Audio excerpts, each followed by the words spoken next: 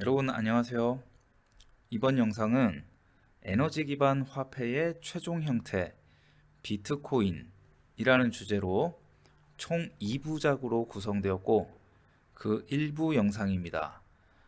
에너지 기반 화폐란 무엇이고 비트코인이 왜 디지털 시대의 화폐의 최종 형태인지 탐구해 보도록 하겠습니다. 자, 화폐의 역사를 잠시 살펴보면 인류는 조개 껍데기 화폐에서 스톤 화폐, 소금 화폐 등에서부터 점차 금속 화폐를 사용하는 과정으로 진화해 왔습니다. 자, 조개 화폐라고 할 때 우리는 조개를 선별하고 채집하고 세척도 하고 가공하고 구멍도 뚫기도 하고 이런 장식 과정을 거쳐서 화폐로 사용했습니다. 이 과정은 그냥 바닷가에서 주운 아무 조개 껍데기가 화폐가 된 것이 아니라 인간의 노동력과 시간, 즉 에너지가 투입된 결과물이었습니다. 스톤 화폐에도 많은 노동력과 에너지가 투입되었겠죠. 그리고 소금 화폐도 소금을 얻기 위한 그 과정, 바닷물에서 모아야 하고 농축, 증발, 결정, 채취, 간수 빼기 등 이런 과정을 거쳐서 화폐로 사용이 되었습니다. 자, 인류는 점차 보관과 이동이 간편한 화폐를 개발했는데 이 주화는 이 재료들을 선별하면서부터 금형, 금속 녹이기, 또 주조 이런 냉각과 연마의 과정을 거쳐서 이런 주화가 되었습니다. 이 금속 화폐는 최근까지도 일부 사용되는 화폐지만 과거에는 오늘날보다 훨씬 더 큰 에너지가 투입돼야만 하는 과정을 거쳤습니다.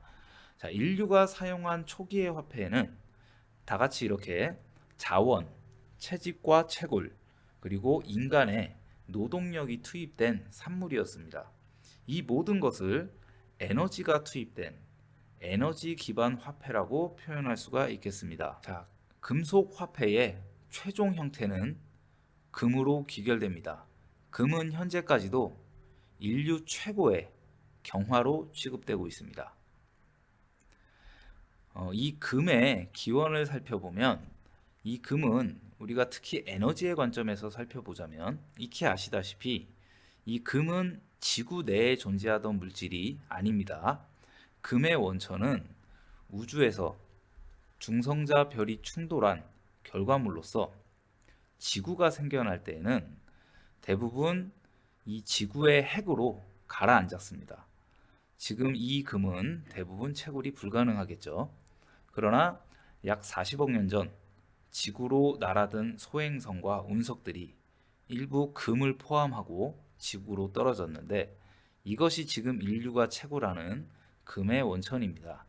이 금이라는 우주 물질은 이처럼 탄생부터가 우주에서 가장 파괴적이고 폭발적인 에너지 사건의 결과물이었습니다. 이 폭발적인 에너지의 우주 물질인 금을 채굴하는 일 또한 엄청난 에너지가 투입됩니다.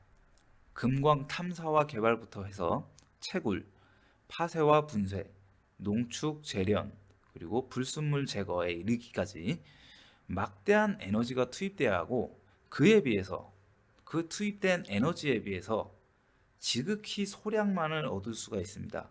따라서 금은 인류 최상위의 우주 희소 물질 중 하나이고 막대한 에너지가 응축된 결과물입니다. 이처럼 우리 인류가 화폐라고 표현한 것들은 금에 이르기까지 화폐가 되기까지 수많은 에너지가 투입된 응집체입니다.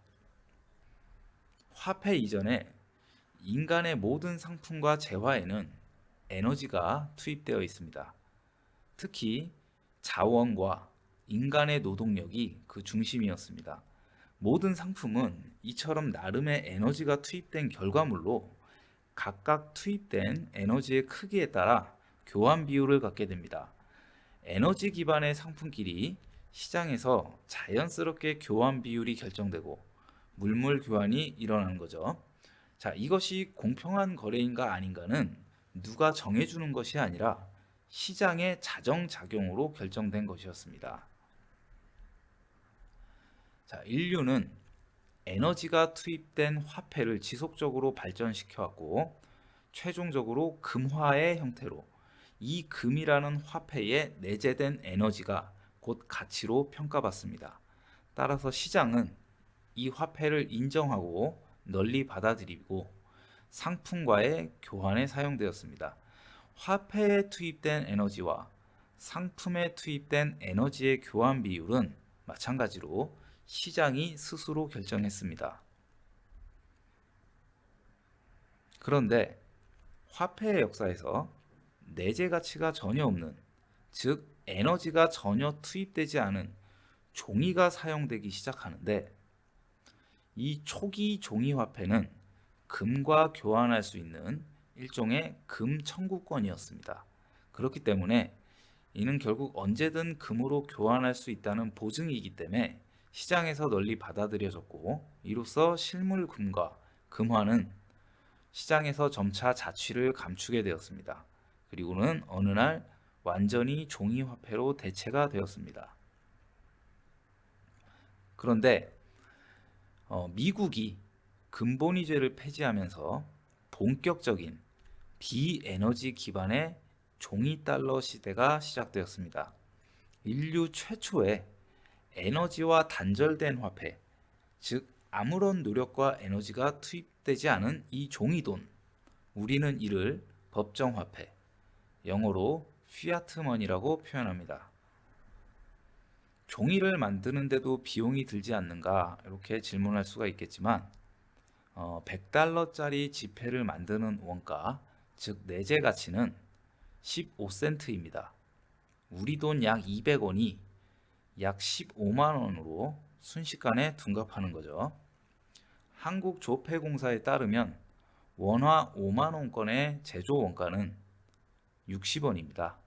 즉 가치 대비 아무런 노력과 비용, 즉 에너지가 전혀 투입되지 않은 이 종이가 어째서 아무렇지도 않게 에너지가 투입된 상품과 같은 가치를 갖게 되고 교환될 수 있는 걸까요? 그것은 바로 정부와 국가의 약속이 있기 때문입니다. 자, 인류 최초의 에너지 기반이 아닌 신뢰 기반의 화폐가 탄생한 것입니다. 국가, 정부는 국가가 보증한 이 채권, 이 종이를 믿고 받아라. 세금을 내야 할 때 정부가 반드시 받아주겠다라고 약속합니다. 우리의 모든 노동력과 에너지는 법정화폐로 평가되고 있고 우리가 국가에 지불해야 할 세금도 다름 아닌 법정화폐입니다. 그런데 인류 5천년의 역사에서 화폐는 모두 에너지 기반이었습니다. 5천년 역사 중에 무려 4,900년 동안이 우리가 사용했던 화폐가 에너지가 투입된 화폐였다는 것입니다. 이 신뢰 기반의 화폐 시스템은 100년밖에 되지 않았습니다. 이 100년이라는 시간은 한 인간의 생애가 아직까지도 쉽게 도달하기는 어려운 시간이죠. 우리 중에 대부분은 이미 우리가 태어날 때부터 이 시스템에 속해 있기 때문에 이것이 사실 대단한, 역사적으로 보면 굉장히 어색한 일이라는 것을 우리는 인식조차 하지 못합니다. 거기다가 역사적으로 화폐라는 것은 시장에서 그것을 화폐로 사용하자라는 집단 합의의 결과물이었지 오늘날처럼 국가가 이것을 화폐로 사용해야 한다라고 강제하기 시작한 것도 이때부터였다라는 것에 대해서 전혀 의구심을 품질 않습니다.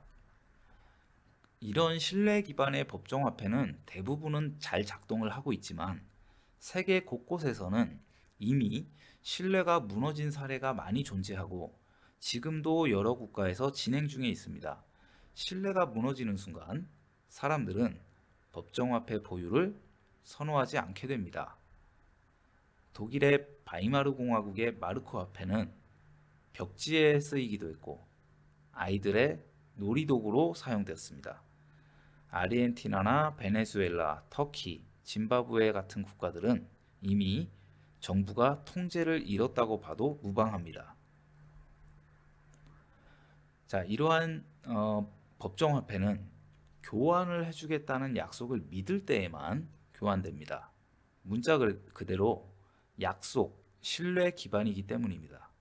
그런데 만약 이 신뢰가 흔들린다면 오늘날 법정화폐가 붕괴하게 될 때 과거와는 달리 그 붕괴 속도가 우리가 사용하는 휴대폰의 인터넷 속도와 일치하는 속도로 붕괴될 것입니다.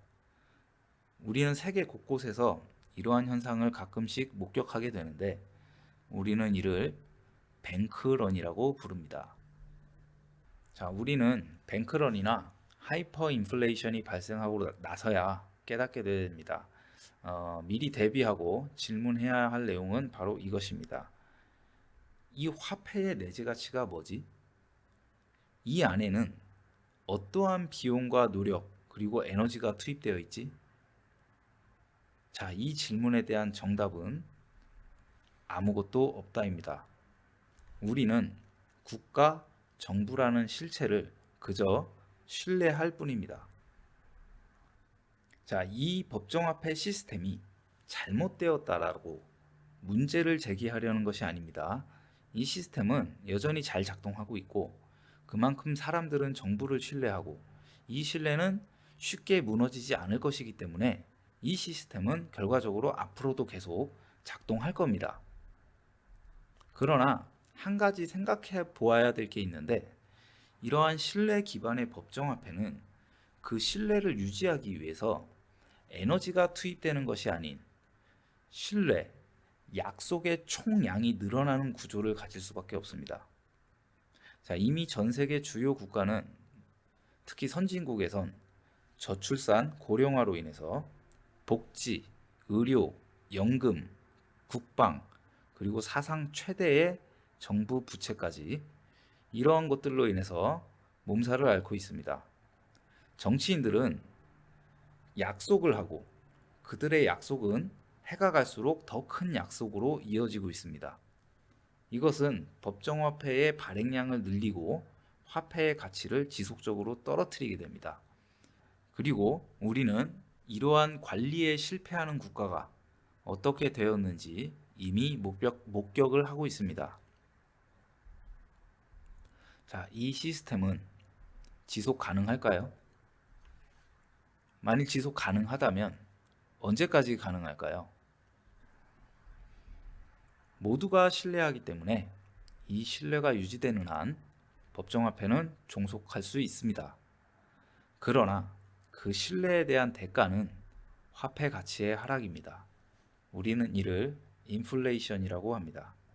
오래전부터 금융에 눈을 뜬 사람들은 이 인플레이션을 방어할 수 있는 자산으로 자신들의 부를 지속적으로 이전시켰습니다. 오늘날 주식, 부동산, 금, 그리고 신생 자산으로서 비트코인과 같은 자산들입니다. 자, 포드 창업자 헨리 포드는 이렇게 이야기했습니다. 국민들이 우리의 은행 및 통화 시스템을 이해하지 못하는 것은 다행이다. 만약 그들이 이해한다면 내일 아침 전에 혁명이 일어날 것이다. 자, 우리는 어쩌면 지나치게 어려운 경제학 용어와 시스템, 그리고 전통 금융의 카르텔에 의해서 화폐의 본질을 보는 그 통찰을 이미 잃었을지도 모릅니다. 이제 막대한 전기 에너지가 투입된 이 비트코인이 왜 진정한 에너지 기반 화폐인지 알아야 할 시간입니다. 비트코인은 인류 최초의 형태가 없는 무형의 에너지 기반 화폐입니다. 형태가 없다는 것은 존재하지 않는다는 것과 같지 않습니다. 미래 디지털 시대의 화폐는 반드시 디지털 형태여야만 하고, 즉 형태가 없는 화폐만이 디지털 시대의 화폐로서의 자격이 주어집니다.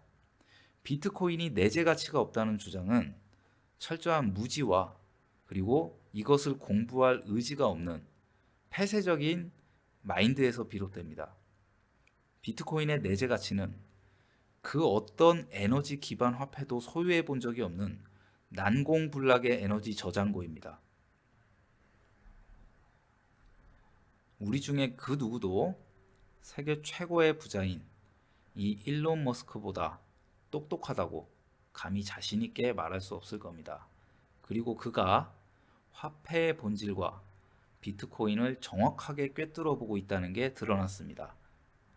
그는 비트코인이 인류가 5천년간 사용한 화폐의 본질이었던 에너지 기반의 화폐라고, 그리고 진정한 화폐라고 이야기하고 있습니다. 이제 비트코인이 에너지 기반 화폐로서 가지고 있는 진정한 내재 가치와 미래 화폐로서의 역할을 파헤칠 시간입니다. 이 내용은 2부에서 이어지고 일부 시청자분들에게는 충격적일 것입니다. 그럼 오늘 영상도 끝까지 시청해 주셔서 감사드리고 빠른 시일 내에 2부 영상에서 찾아뵙겠습니다. 감사합니다.